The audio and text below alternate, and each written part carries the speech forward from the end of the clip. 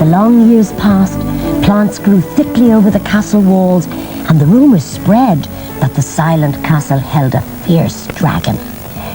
A travelling prince asked about the castle, and an old man said, "About 50 years ago, my father told me what he heard from his grandfather, that inside the castle is a sleeping princess, but nobody dare go and look."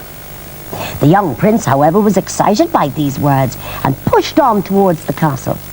Every time he cut away the plants, they grew back just as thickly as before. "I have never seen such plants," he exclaimed.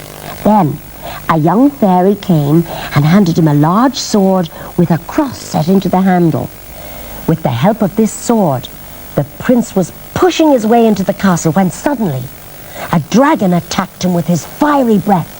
The prince held up his sword against the flame and caught a sunbeam. The light reflected from the cross and turned into a very strong beam. The dragon was blinded by the glare, and at that moment, the prince thrust his sword into the dragon's neck. The dragon turned into the wicked old fairy and died. The prince walked straight into the castle and found everybody asleep. At last, he came into a room, and there he found the sleeping princess, so very beautiful. He took her hand and kissed her eyelids. As he did so, she awoke after 100 years' sleep. At this moment, the spell was broken, and all the courtiers in the palace awoke too. The king held a banquet for the prince. He thanked him and said, "Ask of us whatever you want."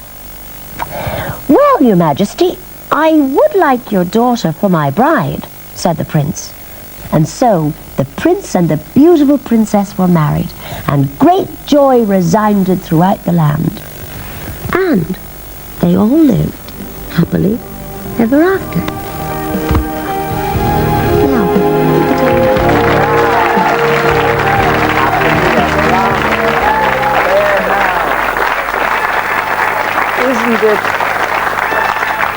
Isn't it amazing, in spite of all the electronics and the wonders of television and cinema, that if you have the knack, you can get children's attention and they will sit and listen to a story and they will still be enthralled.